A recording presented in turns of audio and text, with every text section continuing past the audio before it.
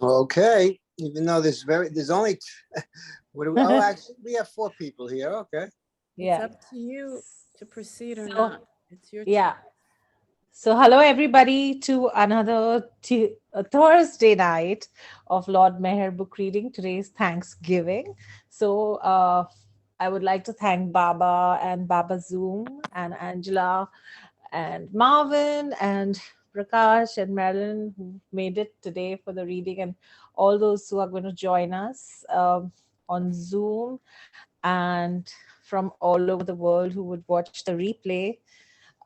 We are so blessed to be reading this book uh, and to gain, the knowledge of Lord Meher Baba's journey.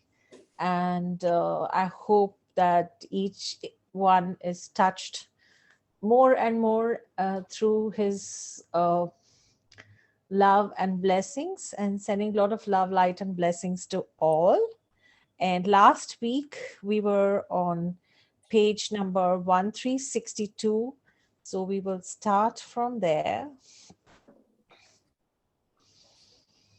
And after the reading, we normally stop the recording and chat. So you're welcome to join that as well.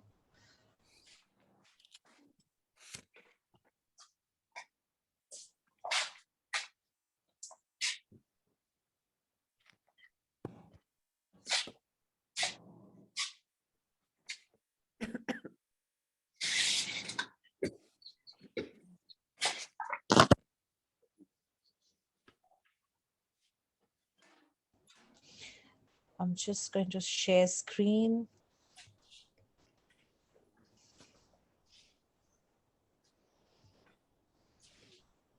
Can you all see the page now? No, No. no, I do not see. I just see our names. Now? Now can you see it? No, no, I see us. Strange. Just one It moment. happens. Don't worry. It's okay. Yeah, it's been a long time since I did a screen share, but I will do it. I have to learn how to do that, Baba. Now can you see it? Hmm. Yeah, it was there. Just a minute.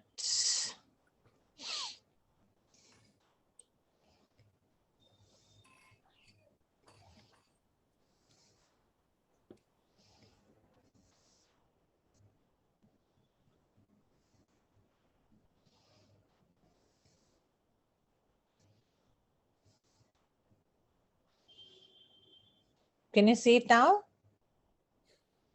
No, I still see you, my dear, and everybody else on the screen.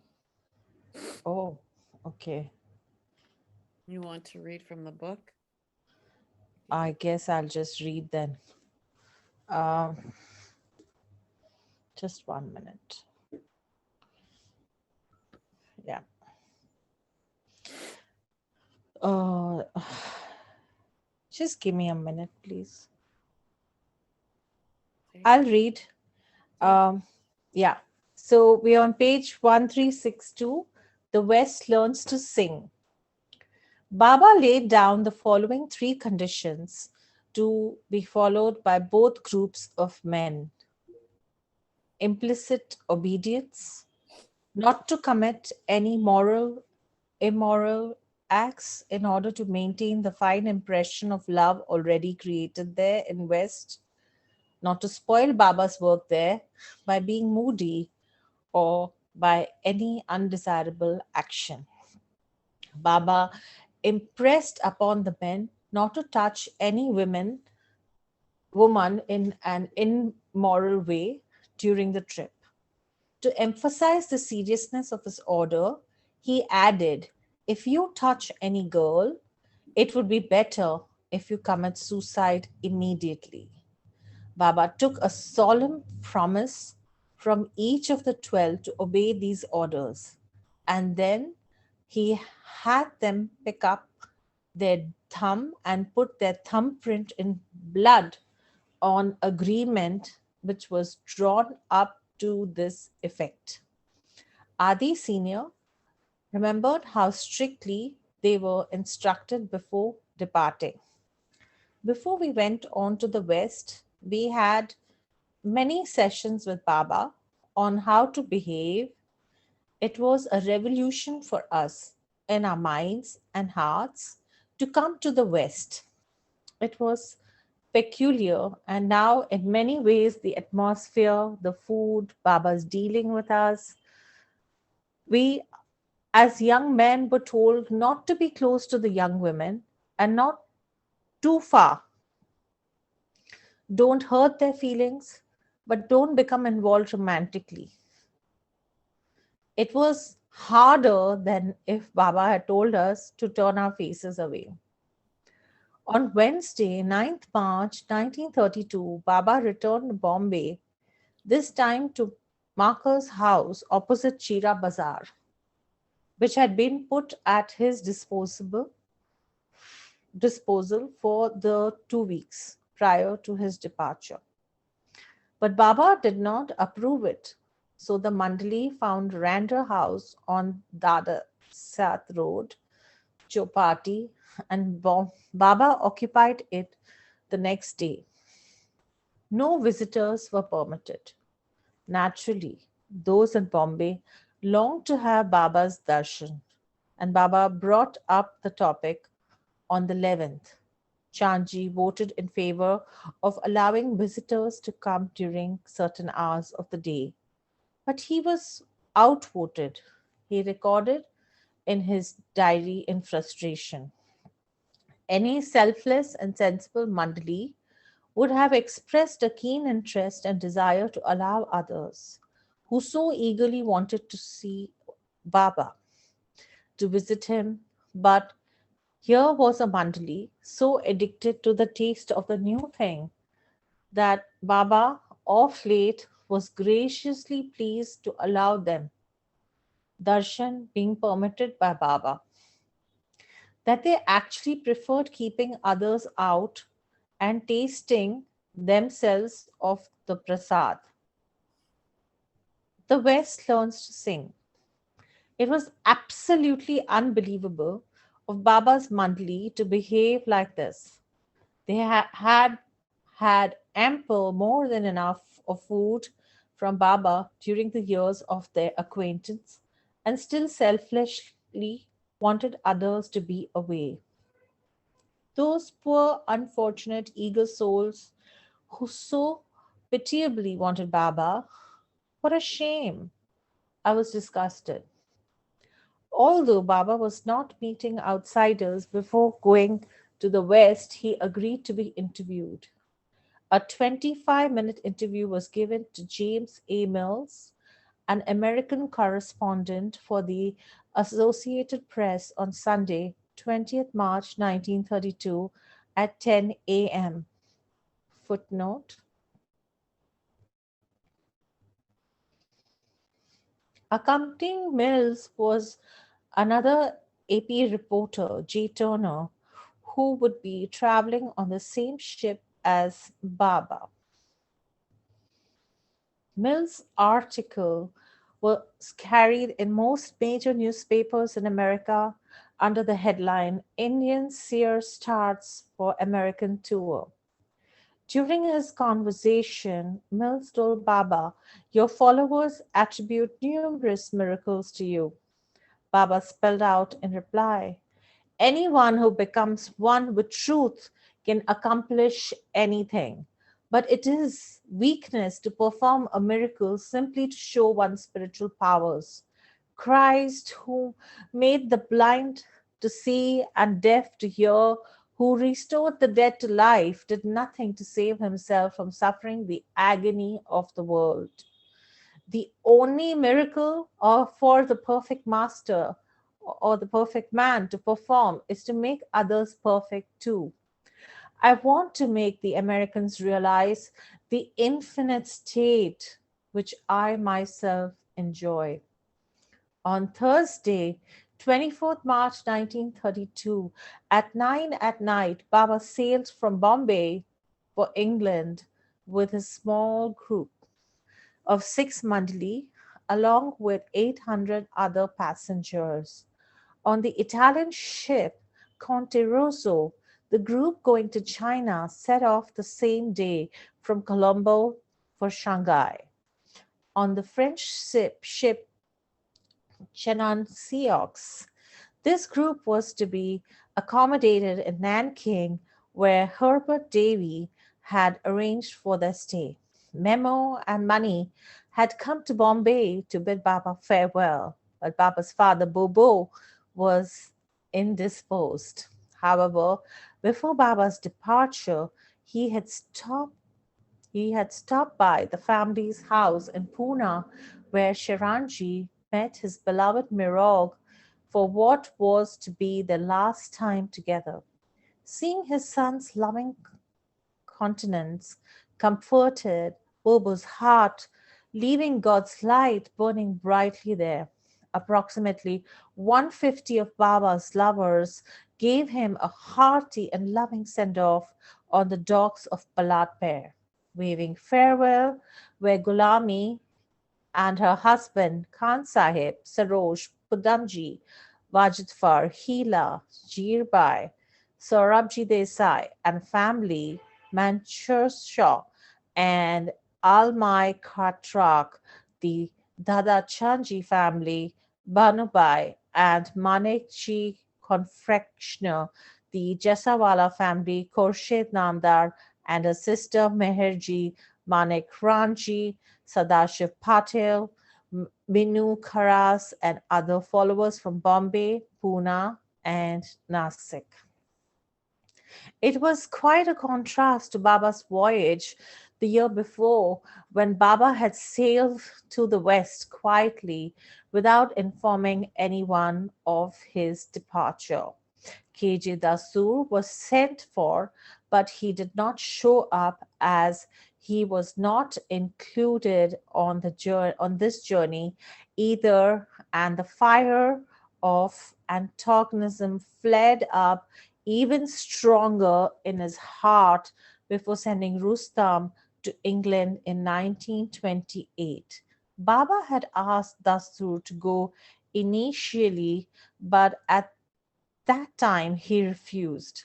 Now he wanted to go along with Baba, with his behavior being what it was. Baba was loath to take him anywhere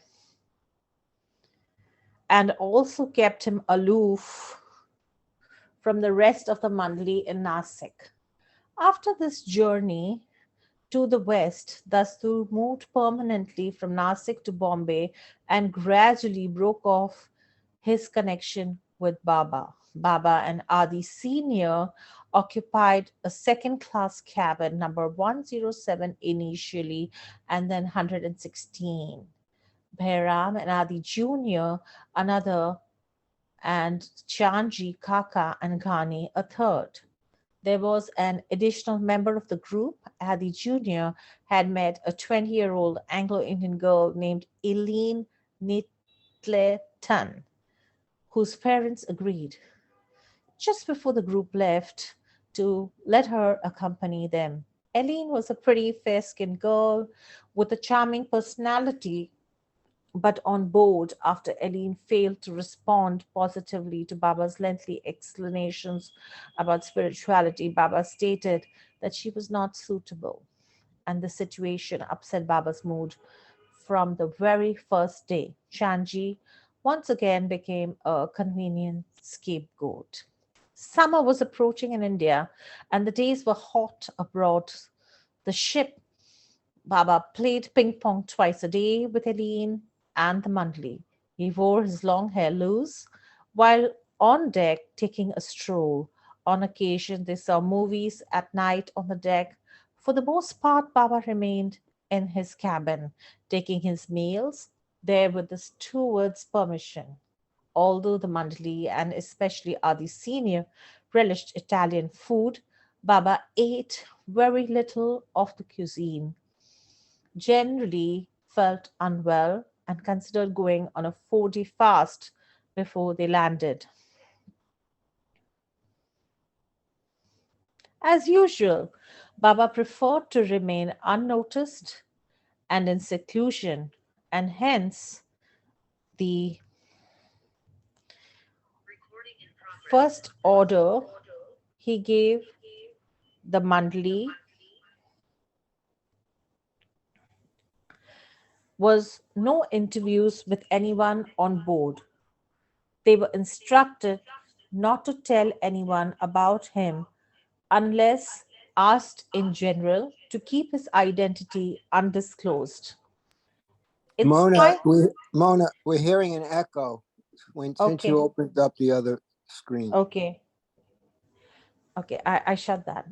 In spite of all the observance of strict privacy, Baba's personality was so powerful that he immediately impressed those who happened to cast a glance at him or casually pass by him.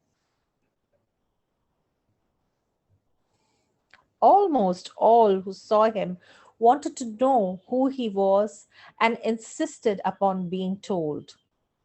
While the monthly could not reveal much and had to be careful of what they said, among those impressed by the sight of Baba was a Christian missionary who asked for and was given literature about Baba. A young man proceeding to Oxford for study was particular to pay his respects to Baba whenever they passed. The ship's Italian stewards, sailors, purser, and other officers especially seemed to scent Baba's presence, and they were all deferential towards him.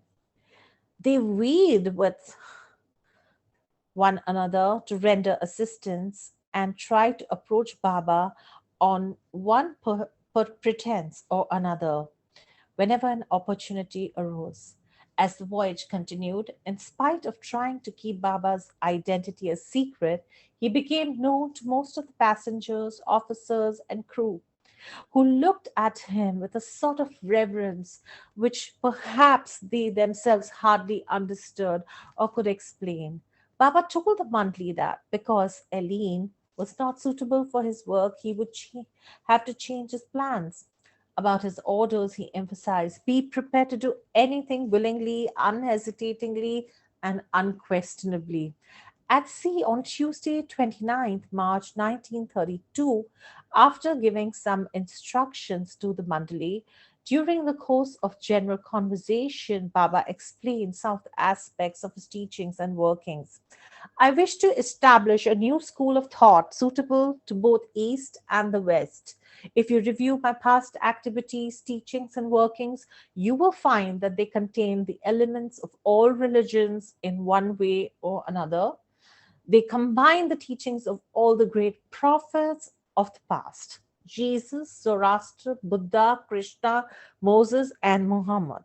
You will find in my teachings and activities both renunciation and involvement in the world and its affairs, sports and asceticism, vegetarianism, and at times not, the wearing of modern and Western clothes in the West, and the grab of the sannyasi ascetic in the East. Materialism and spirituality are both combined.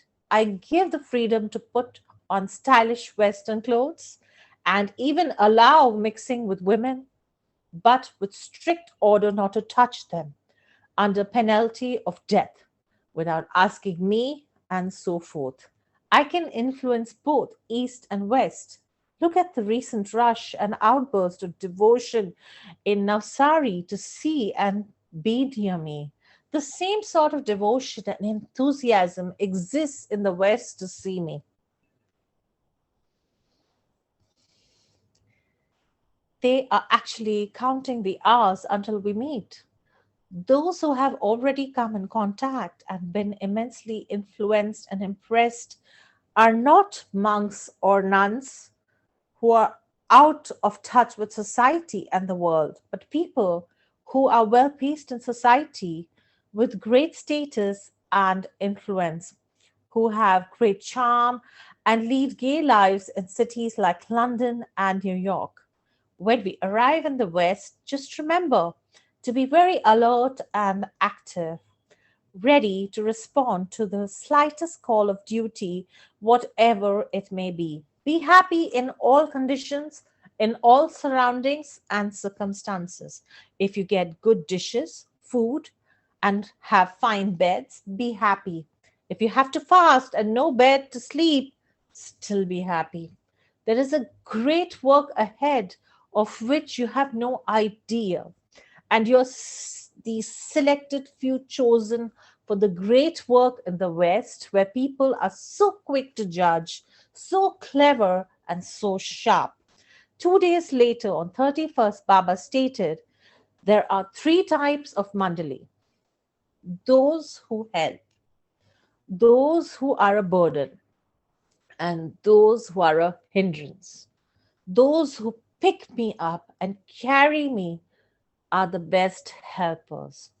The ones who may not be able to lift me up, but who give me their companionship, assist my work, and also render much help. But the person who is unable to lift me up and is stubborn, refusing to allow me to lift him, is a burden. The obstructionist is the man who does not allow me to pick him up and who does not give me company, but on the contrary pulls my hand from behind, obstructing me and fighting with me when I try to lift him. Later that evening at 7 o'clock, Baba and the Mandali went ashore at Port Said, Egypt, and had dinner at a restaurant in the city. Baba couldn't eat much, but due to stomach ache, and then the proprietor overcharged them. After some haggling, the bill was settled. But Baba was highly displeased by the incident. Baba then asked Chanji to bring a good boy. One was brought with the help of a guide, but Baba disapproved of him, and all returned to the boat at midnight. The Conte Rosso left Port Said at 8 the following morning, 1st April 1932.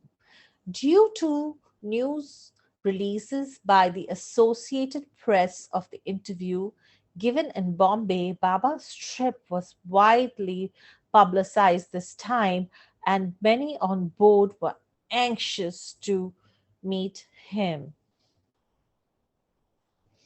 A few persons know about him. The Baba saw almost no one. He met only Professor Ernest E. Wood, 48, a noted British Sanskrit scholar working at the Theosophical Society in Madras, to whom Baba explained at length what he meant by spirituality. Footnote: Ernest Wood was a longtime associate of Annie Besant, led Beater and Krishnamurti, and wrote many books about theosophy and later yoga. In 1948, Paul Brunton wrote the introduction for one of Wood's books on yoga. Perfection includes both good and bad, Baba said, but is not touched by either. Perfection embraces both material and spiritual aspects, yet is beyond both. Baba quickly came into public prominence by the newspapers referring to him as the Indian Messiah. The Foxhurst and Paramount film companies wired Baba through Malcolm Scholars on 31st March for permission to film him on his arrival in Venice. Baba, however, without explanation, did not send them a reply. When he disembarked at Venice on Monday, 4th April, he quietly left for the Hotel International, where Enid Corfey had arranged the group's accommodations. During the voyage, the Mandali had continued their efforts to inform Eileen about Baba. But by the time she began showing a bit more interest, Baba said it was of no use. She was a pure, innocent young woman, but a bit dull and not fit for his work. He decided to send Eileen back to Bombay from Venice. When Baba announced that she should go back Adi Jr. spoke up for her, saying that he felt responsible. What are you doing, Adi? Asked Baba. You promised her all sorts of things. I will take you around the world, you said. From the first, her father was suspicious of the whole thing, and her mother only agreed because she thought I was trustworthy. This is not proper. Let her see something of Europe at least. Adi spoke so strongly that Baba agreed in the end. Where in Europe? Baba asked. At least Paris, Adi replied. Let us see Paris before you send her back. So Chanji, who was managing the tickets on the tour, took Adi Jr. and Aline to the Venice station and assured them that the train went directly to Paris without changing. Afterward, Adi Jr. narrated the following. The first near disaster I experienced was at Milan railway station. It was a very large station. We were both cold and miserable. Eileen asked me to bring her a cup of coffee from the platform restaurant. I got down, but while I was getting the coffee, the train began to move and quickly left the station. I nearly died of heart failure. My God, the girl's on the train. She's my responsibility, I thought. All the luggage is with her. My passport is there. I hardly had any money with me. I couldn't speak a word of Italian. The train was gone. I felt absolutely helpless. I sat down on the platform and began to cry. In despair, I said to Baba, what are you doing to me? She's in my charge and now she's gone. Along with the luggage and money, I'm stranded. I can't speak Italian. Now, whom should I approach? After about 10 to 15 minutes of this hell, this agony, the train suddenly came back. The damn thing was just shunting to take off some compartment or carriage or the other. Later, we had to change trains 3 or 4 times in the middle of the bloody night. I was swearing at Chanji throughout. After showing her around Paris, Adi Jr. took Eileen by train to Marseilles, put her on a ship bound for India, and met up with Baba in London. Eileen Netalon never saw Baba again. Meanwhile, back in Venice on Tuesday morning, 5th April 1932, Baba went sightseeing to St. Mark's Square and toured a palace full of art, exclusively carved furniture and fixtures, and embroidered curtains. Footnote, this was most likely the Dogg's Palace. Back at the hotel, Bayram and Adi Sr. sang for Eid to the accompaniment of sitar and harmonium. They had brought Baba expertly beat out a rhythm on the tablas. In the afternoon, the group rode in the famous gondolas down the Grand Canal.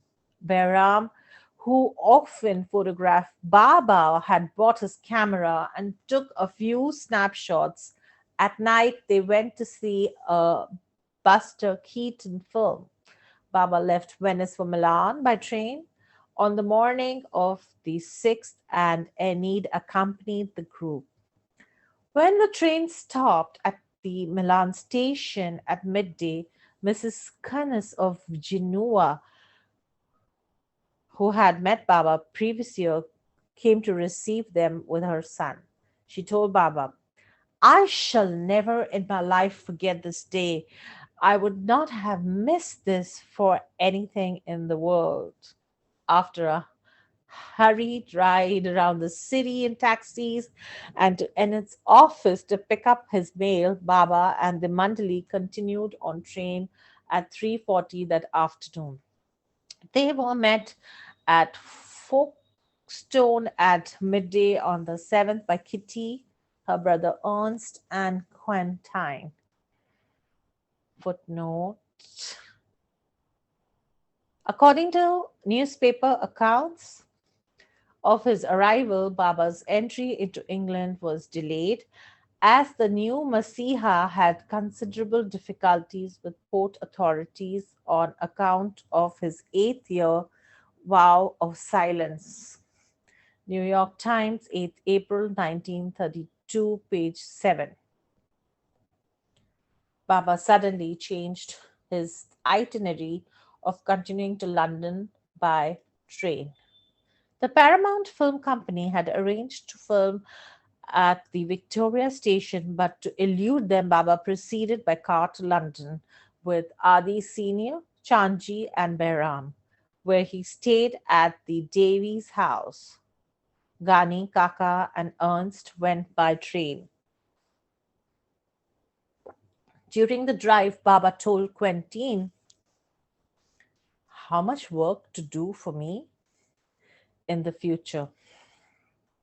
Sorry, during the drive, Baba told Quentin, "You have much work to do for me in the future." Quentin immediately asked, "Really? How so?" Baba's reply assured him, "Very soon." Taking a break, they stopped at a tea shop along the way.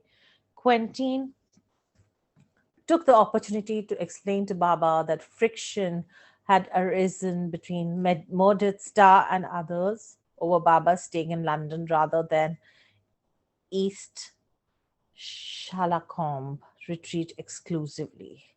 Baba was definite he would stay at 32 for 7 days and at Kim Tolhurst for 2 days before going to the Devonshire retreat in East Shalacombe on the 17th.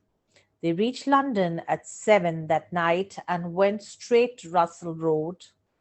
All the birds flew in. Birds always flock where there is a beautiful and lovely park, Age noted. Music filled the air of this English garden as the birds gathered and began to sing the beloved song. Kitty, Zila, Margaret, Kraske, Dalia, and Kim stayed at the house, while others like Delia's sister Minta, Margaret's business partner Mabel Ryan, Margaret Starr's brother Kenneth Ross, Charles Podum, Tom Safar Sharpley, and Quentin were daily visitors. Delia brought Stephanie and Hal Haggard with her little son John to meet Baba. Stephanie, a classmate of Kitty's and a friend of Delia's, said she had seen Baba in a dream when she was 14. She and her husband left deeply impressed. On the afternoon of Friday, 8th April 1932, Kitty, Margaret, Delia, Kim, Minta, Quentin, and others staged skits for Baba in downstairs hall. Margaret danced and the others entertained Baba in various ways, doing their utmost to please him. Behram played the sitar and Adi Senior the harmonium. Despite Baba's having avoided being filmed upon his arrival in London, the Paramount Film Company would not leave him alone. And eventually he accepted to their request for a filmed interview. A film of Baba was taken that evening from 5 to 6 p.m. in the garden of Devi's home. Baba wore a white robe, which had been sewn by his American lovers at Harmon and given to him during his visit there past November. During the filming, Baba gave a message while Purdom sat next to him and pretended to read his dictation from the alphabet board. Baba's message had been dictated in advance to Ghani. Purdom was not actually reading the alphabet board during the filming, but reading from Ghani's draft.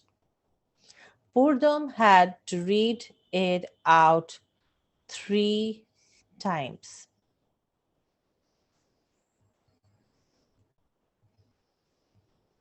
Again, Adi Senior and Behram played harmonium and the sitar in the background.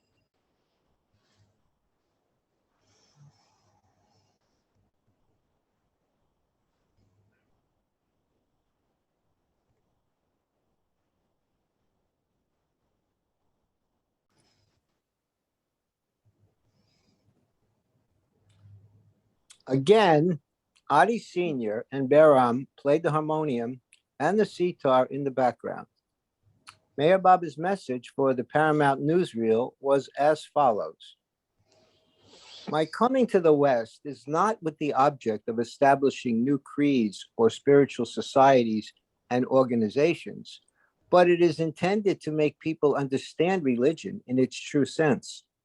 True religion consists in developing that attitude of mind, which would ultimately result in seeing one infinite existence prevailing throughout the universe.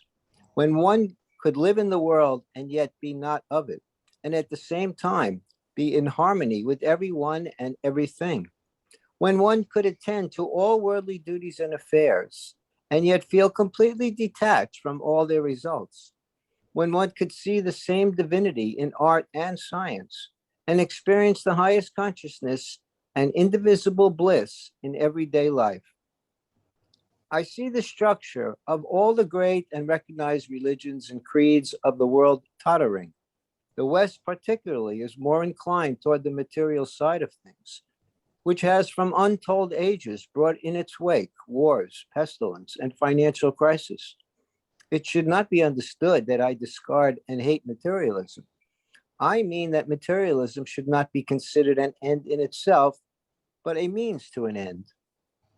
Organized efforts, such as the League of Nations, are being made to solve the world's problems and bring about the millennium.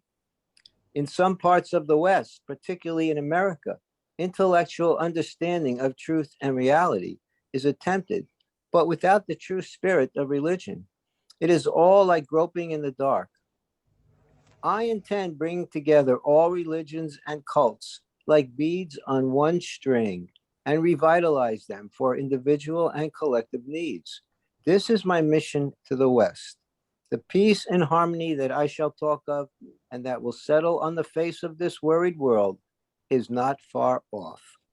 There was an asterisk after the sentence, bring about the millennium. Let's see what that says.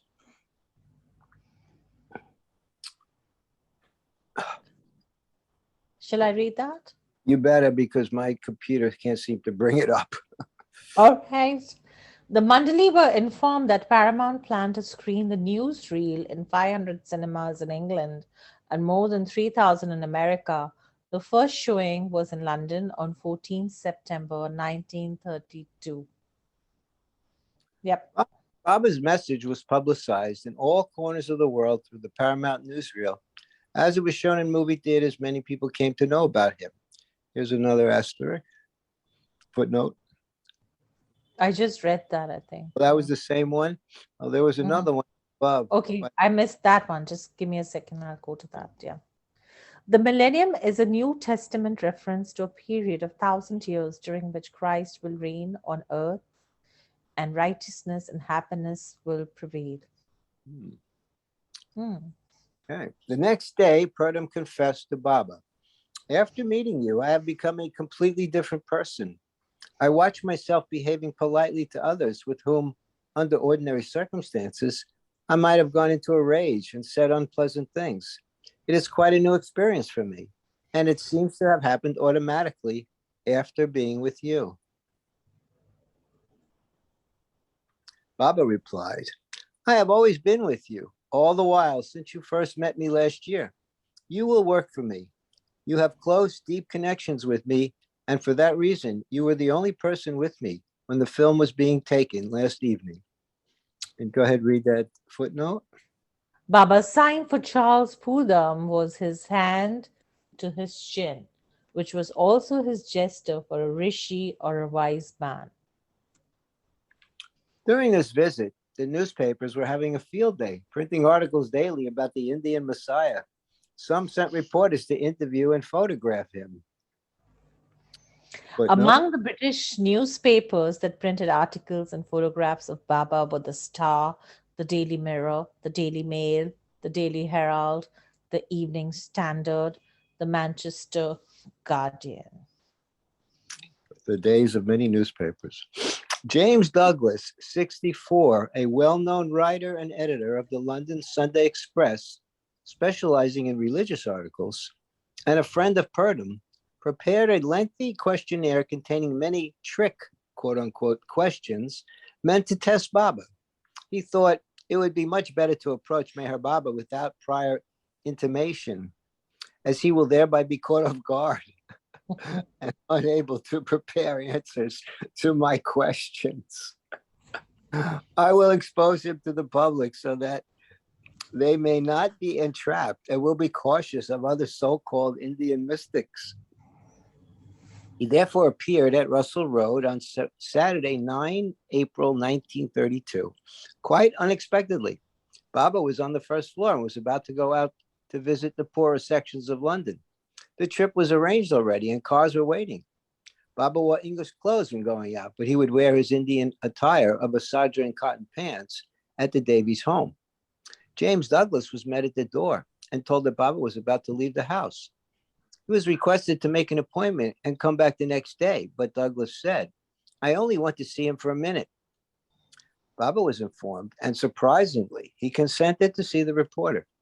Baba removed his trousers and sat in his room in a dressing gown and a blue silk scarf around his neck. When Douglas came up, he stood on the threshold, looking here and there. Chanji was with Baba to read the alphabet board and invited Douglas to enter. Something overcame Douglas. He seemed startled. With difficulty, he stepped inside toward Baba. He later related that it was as if an electric shock had penetrated his body. He was sweating and frequently wiped his brow. It was quite chilly at the time and strange to see someone perspiring. Chanji invited him inside again. Douglas tried to speak, but his lips only quivered slightly. He continued to try and finally, wiping his forehead with a handkerchief, managed to ask, "What is happening to me? Can you tell me?" Baba waved Douglas to a chair and said with a smile, "Don't be afraid. Come nearer and sit down." One smile from the sun had Douglas into tremors, and the man forgot himself. He blurted out, "I feel a tremendous power here. Would you please tell me what is happening to me?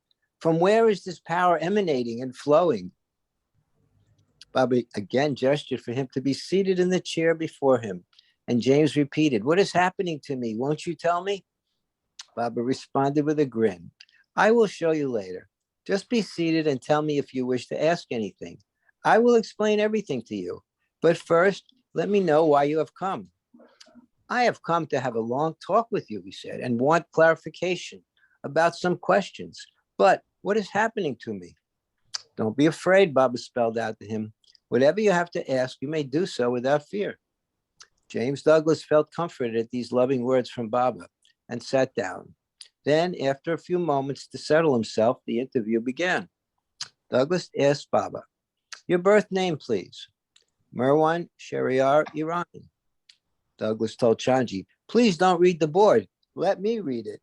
I want to know directly what Baba has to say." Listen to this. "Gladly," Chanji said, and stepped out of the way. Douglas tried to read the alphabet board. Baba moved his fingers slowly and pointed to each letter, spelling out M.S. Irani. "There is some confusion," said Douglas. Chanji smilingly replied, "What is so confusing? Baba is spelling out his name, M.S. Irani, on the board. Why are you suspicious?" "Let me try again," he said. Baba again repeated his name on the board, but the man could not read it. He stood up and moved behind Baba to try again, but he could not. Chanji again spoke out, M.S. Irani. Douglas said to Baba, "Please spell out some other sentence and let me read it." Baba spelled My name is, except for my, the man's mind further failed to make anything out. Chanji repeated from a distance, my name is. How could you read his board from such a distance? Douglas asked. I have practiced, Chanji answered. Douglas and Wen stood over by Chanji and tried again to read the alphabet board, but again failed. Baba was very patiently moving his finger on the board to enable Douglas to read it. But as several minutes had passed, he now indicated to him, now come to the point without wasting any more time on reading the board. There is only a little time left. Douglas asked, what is your caste? I am an Irani. Where were you born? In Pune. That means in India. How could you be an Irani? My parents are Persians. Are you a Zoroastrian? I was born to Zoroastrian parents. Which religion is considered highest today? I consider all religions equal, as they are all different paths to realize one God. What is your opinion about the Christian religion? Christ was a great soul who had realized God, so the religion derived from such a divine being must be great. What religion do you believe in? I am beyond caste and religion. All religions belong to me, but I have no special relationship with any caste, community, or religion. I am one with God, and God is in everyone and everything. Are you a Mahatma? What is the meaning of Mahatma? Tell me, who is called a Mahatma? He who knows the soul, the truth, is called a Mahatma. I know the truth. I have experience of the truth. As you know and have experience of the city of London from being a resident of it over many years. So also one who has not seen London but wants to know it will have to do so indirectly through a medium.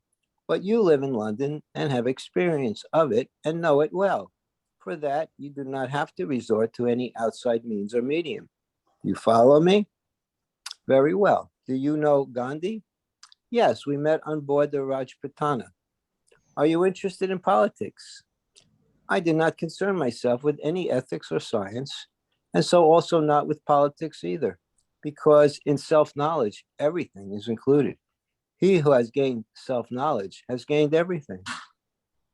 What do you think of Gandhi? He is a good soul and a profound student of the Gita, an aspirant for self-knowledge. Are you a divine being? I am merged in God in the way in which Buddha, Christ, and Krishna were merged in and had become one with God. In the same way, I live in God.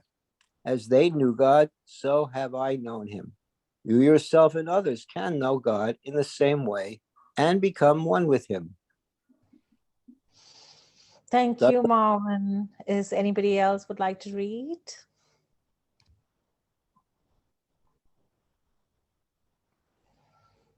Marilyn, would you like to read? Yes, please.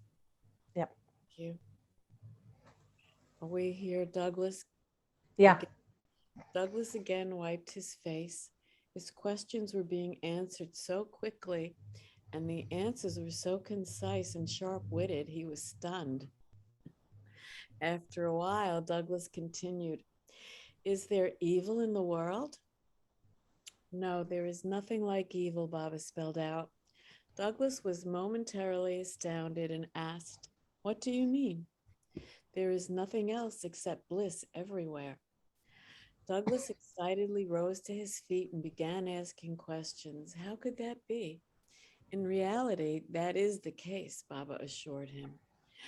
Regaining his composure, Douglas sat down and took out another questionnaire. Then how, excuse me, then how do you explain the 1,001 evils in the world, such as theft, murder, rape, treachery, dishonesty, immortality, torture? Can these wickednesses not be considered as evils? Not necessarily. Then what do you call them? What are these to be considered? They are more or less of a degree of good itself. Douglas was struck by this idea and put his hand on his forehead. He had gotten up again and he slowly sat down and said, "Oh God, how wonderful. Why couldn't the poets and metaphysicians have explained it in such a oops, I lost my place. Sorry. Explained it in such a straightforward and intelligible manner?" He sat thinking for a while. "Thank you." Baba added, "As I have said, there is nothing but bliss in the world. What the world calls evil is an extremely lower aspect of good."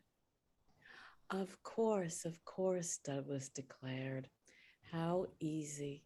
Why people cannot understand such a simple thing is surprising.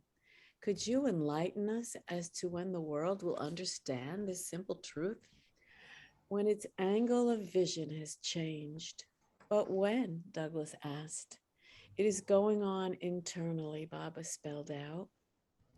Thank God.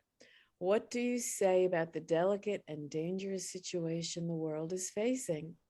The world's financial condition today is such that countries are ready to strangle one another. Restlessness is everywhere. When will this calamitous period end? When will this situation improve? Not until there is a change of heart. A change of heart? What a sovereign remedy. But when will the heart change? It will start after about a year. Christ took 3 years to complete his work. How long will it be for you to complete your work?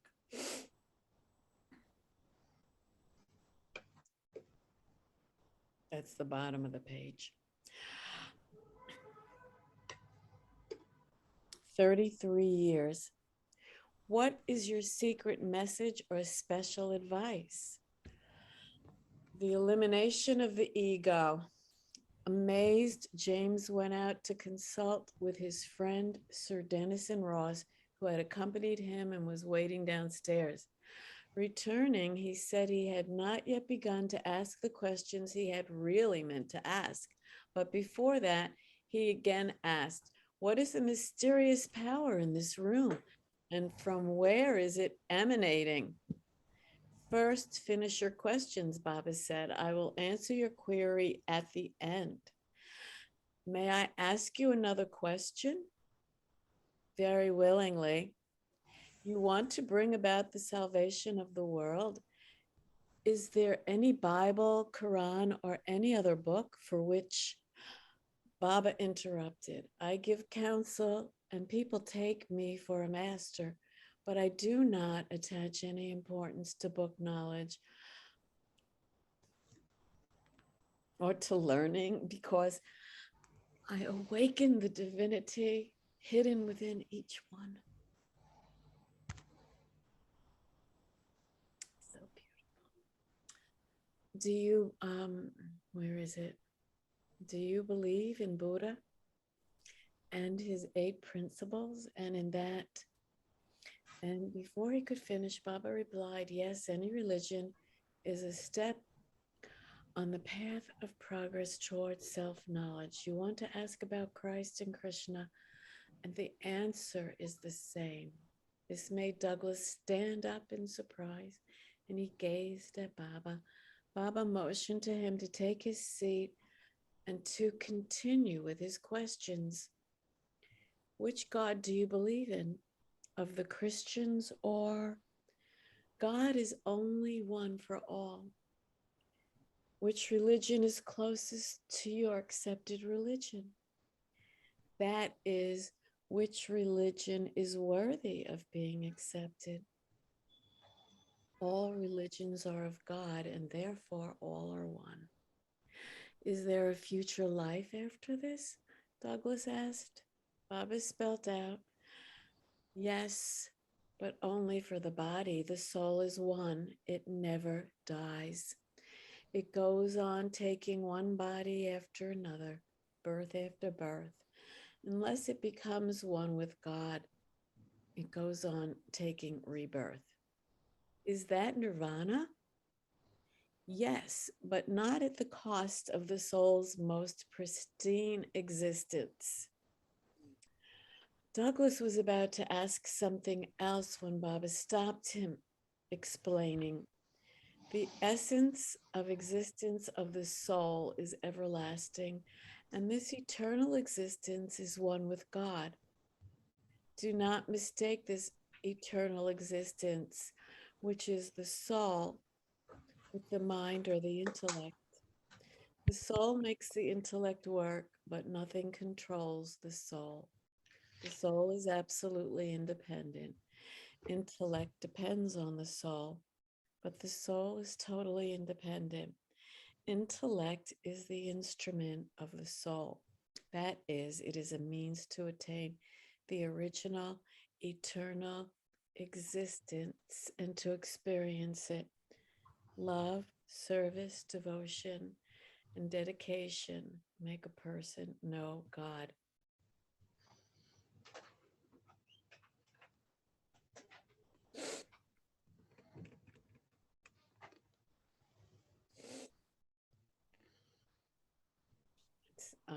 From where did you acquire this knowledge? Before a question enters my mind, you know it. All this I can understand quite easily. You did not answer my last question. How do you understand and know all this? Baba smiled, because I am one with eternal existence. What is your mission? Douglas asked.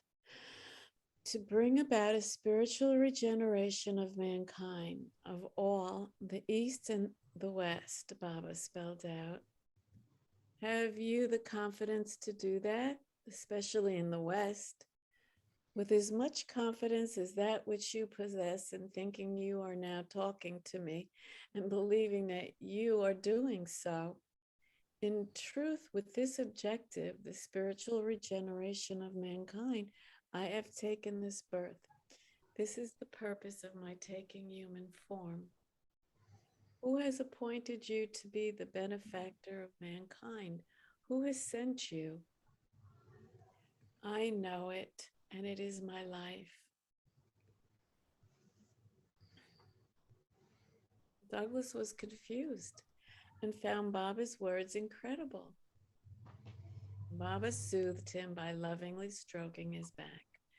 Then he took the man's hand in his own, and their eyes met. Both were quiet for a moment. Looking at him, Baba smiled, and then Douglas exclaimed, "Are you always like this, in bliss?" I enjoy eternal bliss. It is my constant life and existence. Why do I not enjoy that bliss? Because in this illusion, you are not free of your ego, and so cannot enjoy such bliss. For this reason, due to ignorance, the world is miserable. In truth, nothing exists on all four sides except bliss. Who is God? What is he? Is he a person or a power? God is both in form and without form. He resides in every being and pervades everything. In every aspect of life, in art, in literature, in beauty, he is. Hearing this, Douglas was about to ask Baba something, but Baba prevented him, indicating that he should first listen to what Baba wanted to say. Continuing, Baba spelled out, from all this, you should not take it that I am a pantheist. That is not my opinion. In reality, I know everything through experience. You will understand all this when you know God. The highest experience is to know itself. It is the supreme experience.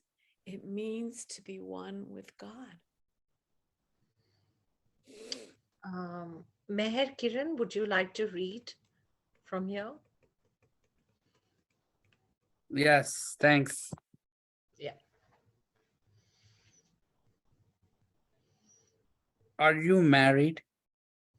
Douglas then asked. I am beyond sex, Baba spelled out. There is no difference for me between a male and a female. How many hours do you sleep at night? 3. what are your plans after this? I will proceed to America after a short stay at the Devonshire ashram. Would you now answer my first question and put an end to my anxiety? Smiling, Baba gestured to Chanji to tell Douglas, "You are very lucky. It is your kindness." Douglas rose to leave and again asked, "The answer to my first question. What is the reason for the power permeating this room? Where does it come from?" "It is due to my presence." James Douglas took Baba's hand in his and then pressed it to his eyes. And Baba blessed him. I melted under his enchantment in spite of my caution.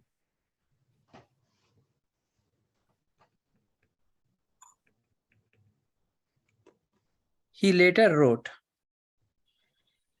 his heart was full of Baba's love, and after a respectful bow, he left. His 1 minute meeting had stretched to a full hour. The next day, James Douglas published the entire interview on the front page of the London Sunday Express. It had a great impact on many readers, and numerous people found out about Meher Baba from it.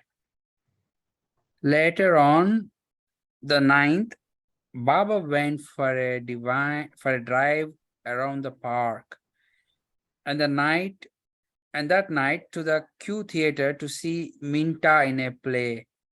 Adi Jr. arrived from Paris the same night, quite exhausted. On Sunday, 10th April 1932, Kitty Devi arranged a children's party in the afternoon in her backyard. There were balloons and cake. Baba came out and cut the cake, put on a party hat, distributed toys, played with the children, and amused them all. The 8 or so children also had fun playing tiddlywinks with Baba, sitting on the floor among them. After tea in the drawing room, a man came and entertained them by playing a saw and a ukulele. Baba and the mandali played Indian music. One 6-year-old boy named John was becoming a nuisance, and Baba was asked if he should be removed from the room. Baba replied, "No, leave him alone. It is only his surplus energy. He is very near to me, and I have work for him to do later." The party ended at 6 o'clock. In the evening, Baba was driven to Hampton Court to see the palace of King Henry VIII.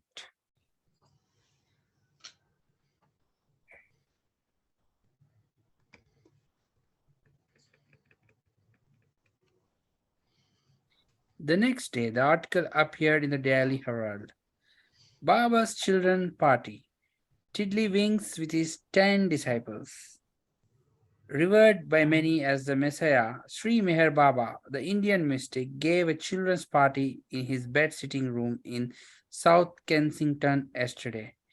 He is on his way to the United States, where he will break his 7 years silence and deliver his message, which he believes will cause a great religious upheaval.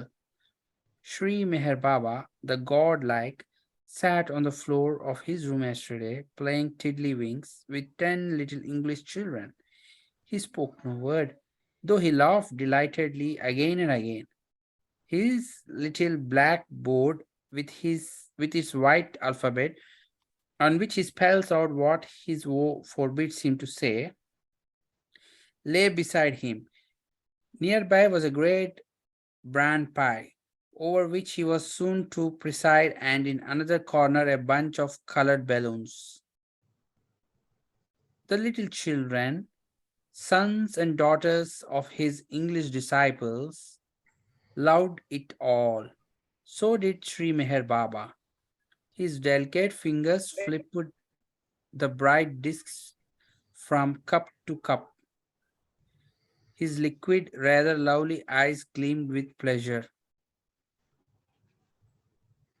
When I saw Baba at South Kensington, he made room for me on his sofa.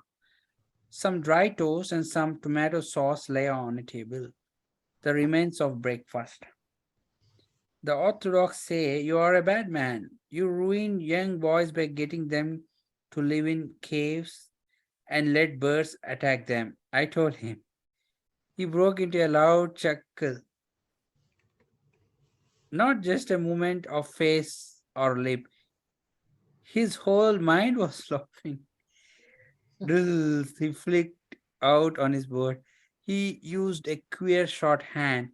Dear souls, translated a disciple. They do not understand. I have my work to do and I will do it.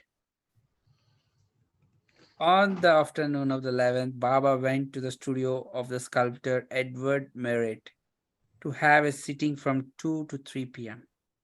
This was the first time that Meher Baba had ever permitted any sculptor to depict him. Merritt made some rough carvings. 2 days later, Baba was to return for a final sitting. That evening, Baba and the group went to the Lyric Theatre in Hammersmith to see the entertaining play Derby Day, in which Minta had a small role. After, I read the footnote. Quentin was the choreographer for Derby Day. Continue, please. after Baba had left America in 1931, Malcolm had sent the young Indian Theosophist Guru Krishnamurti several press clippings about Baba's visit, suggesting that he write directly to Baba in India.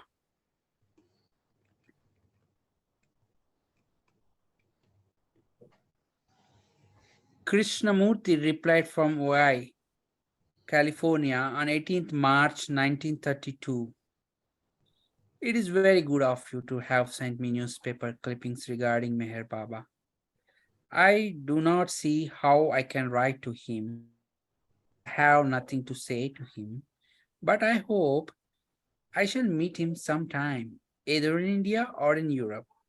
I hope you understand that it is not rudeness on my part not to correspond with him, but I really have nothing to say. After meeting in person, perhaps we can correspond with each other.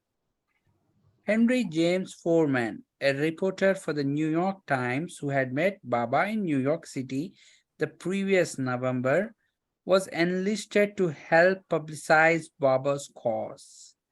But he expressed his opinion that Baba should not be referred to in print as the Avatar, Messiah, or a God man. Malcolm strongly disagreed. In a letter to Foreman, Malcolm wrote, "This is just what we must do, for that is what Baba is. We are not dealing with a Hindu yogi or Pandit, we are dealing with the Lord of the universe. And the sooner we recognize it, the better for us."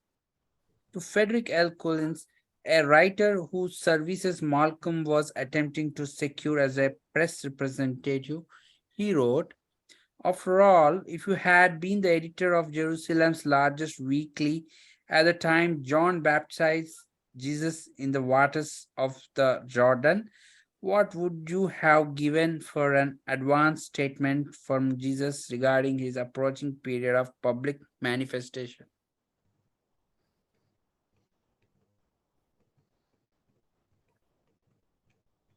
There is a parallel between that and Sri Meher Baba sailing for America on 24th of March.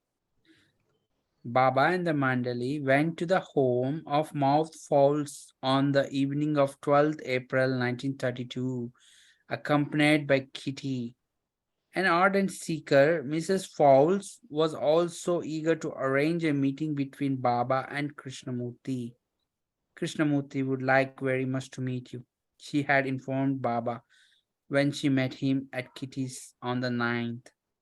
Baba once related to Norina, "Krishnamurti possesses great possibilities within himself. He is on the right path, but he will not fulfill himself or become truly great as long as he does not come to visit me." No meeting, however, ever took place. When Baba was sitting for the final session with the sculptor Edward Merritt on Wednesday, 13th April 1932, a newspaper reporter came to watch and asked Baba,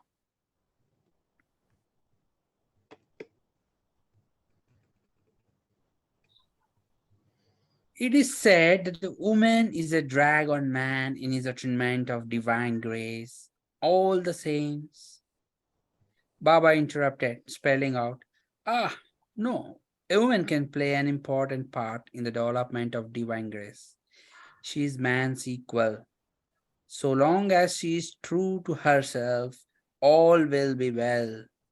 But once she surrenders to her surroundings, the function of marriage fails. It is then you have divorces." "Then what about the vow of celibacy which the saints undertook?" the reporter asked. "It is unimportant. Some men marry, others remain single, but a man is not more backward spiritually because he has married. A woman by her love can inspire him to know the truth, but she must develop love and not lust. This is the key to happiness." The conversation was disturbing Edward Merritt's work, who interrupted and said, "Please look up, Baba." This abruptly stopped the interview from continuing. At that time, Merritt asked if he could make a plaster mold of Baba's right hand, to which Baba agreed. That night, Baba again saw. I'll just read the footnote, just a minute. The vast merit made of Baba was sent to India at the beginning of 1934, but later broke.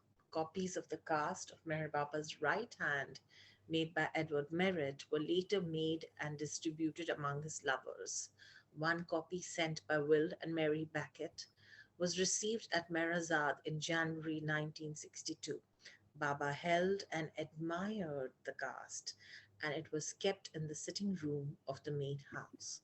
Thank you. Continue, please. That night, Baba again saw a white horse inn at the London Colosseum, which he had seen on his previous trip to London the year before. Afterwards, Minta and a friend, Ayala Bentovim, whom Minta had brought to meet Baba on the 9th, sat by Baba until 2 a.m. Kaka Baria did not know English and had entreated Baba not to leave him alone with the Westerners who badgered him with questions about Baba. Once, when Baba was having a private interview with someone, Kaka was waiting outside the room. Seeing one of Baba's mandlis, several Western women approached Kaka and besieged him with one question after another. Not knowing what was being said, Kaka was at a total loss and could only think to close his eyes, thinking that he was meditating. The new lovers were all the more impressed and stood surrounding Kaka. One whispered, "There is some yogic power in him. He must be advanced." Kaka was sweating from being put in such a very uncomfortable position. Meanwhile, the new lovers were waiting to see when he would come out of his samadhi. They praised Kaka while internally he was swearing at them. How long could he stand there like a statue? Fortunately, after some minutes, Baba called him and he went inside. The naive Westerners were thoroughly impressed, but poor Kaka was bewildered. Thank you.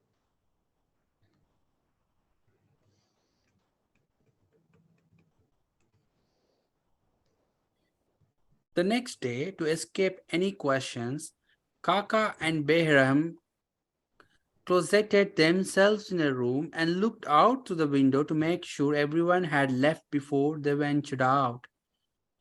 During Dick and Audrey's private interview with Baba, the topic of celibacy came up. One moment, please. I'll read the footnote. Richard Basil Innes, 49, was the author of books on Joan of Arc and Martin Luther, among others. A later book on Francis Bacon was dedicated to Meredith Starr. Meredith had told the inns that sex was only for the procreation of children, and they were never to have sexual intercourse despite being married. They followed this advice for some time, but the marriage was breaking up because of it. When they told Baba, he refuted Meredith's claim and told them that when married, one should lead a normal married life. Kim, on the other hand, was no longer in love with her husband, who wished her to discontinue her relationship with Baba and found sex not what it should be. She told Baba, who said, "You are already a saint." Years later, Kim explained that Baba's words meant to her. As a little girl, I had always wanted to be a saint and hoped that I might one day be one. There was tremendous pride in me, and the answer that Baba gave broke that in a way. Baba had a very mysterious way in which he would feed that needed to be broken in you. If you went to him and said this, that, or the other, he would say, "Right, go ahead and do it." And by doing the thing you most wanted to do, or thinking the thing you most wanted to think, you would find that it was utterly mistaken, and you had to get way beyond it into something entirely different.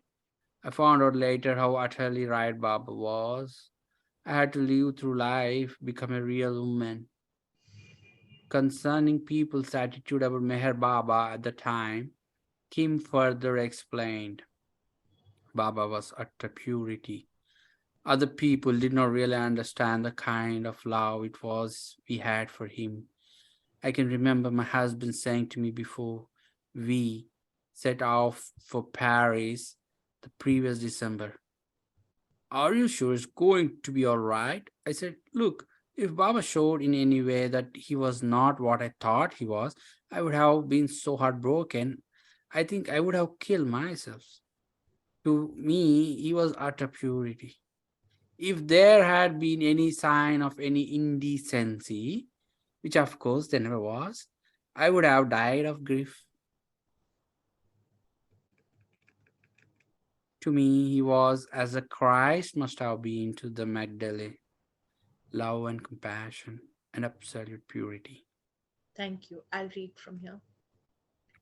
Baba visited Charles Purdham's office on Wednesday, 13th April 1932, and instructed him to write his biography, later titled The Perfect Master.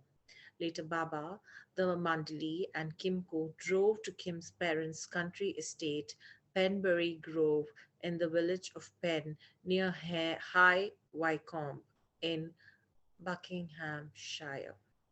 Baba was in a happy mood. All joined in a game of soccer. Baba's side always won. And then foot races. They had a lovely tea in the ballroom where the gardener had built a fire in the fireplace. Afterwards, Baba suggested a game of hide and seek in the big house. He hid, and they had to find him, which proved to be great fun. Baba liked the place very much and remarked, "I intend to make this one of my centers in England. With me, it will be heaven on earth." I'm going to read the footnote. Built in early 1900s by Kim's American father, a wealthy engineer, the house featured 15 bedrooms, 5 bathrooms on 53 acres of land. It later became a boarding school, first for girls and then for handicapped children. A couple in their late 50s, Will and Mary Beckett, had first heard of Meher Baba in 1931 from Meredith, but had not met Baba on his first visit to England. Both had been initiated into Sufism by Inayat Khan during the 1920s and followed him until his death in 1927. Footnote. Inayat Khan, 1882 to 1927, was the first plain Sufi master who, in 1910, traveled from India to England and America to initiate Sufism those countries. Besides being a genuine Sufi teacher, he was also a musician and singer. The school of thought that Inayat Khan eventually founded in America was later placed under Meher Baba's guidance and renamed Sufism Reoriented. The Backets were now eager to meet Baba and had their first opportunity of doing so during the visit to London. Murdet introduced them to Baba at the Davies home. Will had brought some grapes for Baba, and when Murdet told Baba that Will suffered from poor health, Baba plucked one of the grapes and handed it back to him to eat, assuring him that his health would improve.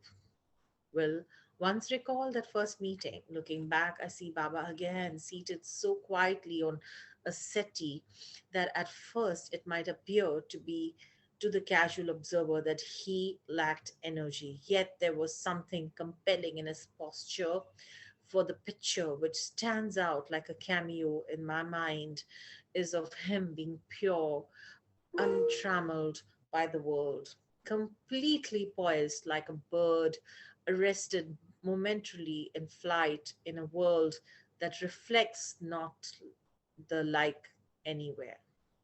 Mary, too, was irresistibly drawn to the master and once recollected as we entered the room, Baba sprang up with the agility, power, and grace that characterize all his movements and quickly came forward. He then beckoned for me to sit beside him and took my hand with such a gentle touch.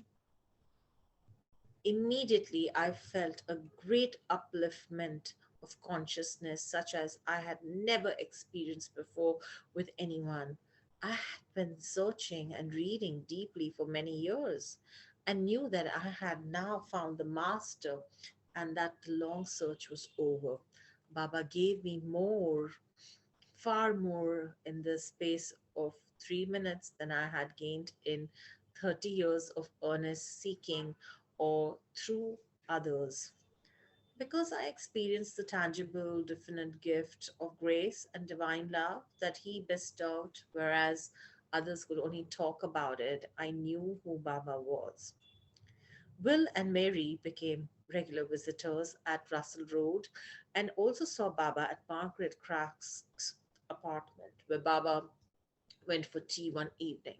The Backets became Baba's deeply devoted disciples from then onward, and Baba would lovingly refer to them as Wilmar and later as his archangels. Kitty was occupied from morning to evening with the arrangements for Baba's stay, overseeing the cooking and the many other details involved. Baba would eat alone in his room upstairs. Then, coming downstairs, he would sit by the fireplace and watch the others eat together. Adi Junior, Adi Senior, and Behram's musical performances were a daily affair. And in between the songs, Baba would explain different spiritual matters to the devotees. Kitty's parents, John and Helena, had vacated the house. So there would be room for Baba and the six men monthly, and Helena's friend, Mrs. Garrier, was asked to be present to to act as a chaperone. Although Kitty's parents were not staying in the house, both had the opportunity to see Baba during his visit. Helena once confessed to Baba that she felt wicked as she occasionally enjoyed a game of cards and played for money. Baba silently laughed and gestured, I like you. You're so honest, and indicated to her that she could go on playing cards if she liked. Helena was fortunate to spend this time at Baba as she died the following September.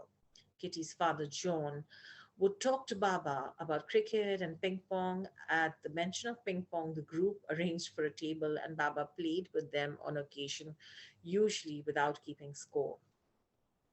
At other times, they simply sat in silence, as Kim recalled. I can remember one or two occasions where Baba was seated and we were all sitting around him in perfect silence. There was such a flow of love. It was almost as if the air was vibrating. You could almost touch it. Wonderful, wonderful times. And with that, we shall end our today's book reading on page number 1383. We will start from 1384 the next week. And I thank everyone who has joined us. I will stop the recording and we can continue to chat.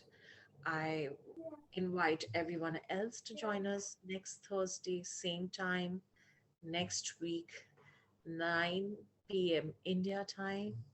And you could check the time zone in your country. Thank you so much. Again, happy Thanksgiving.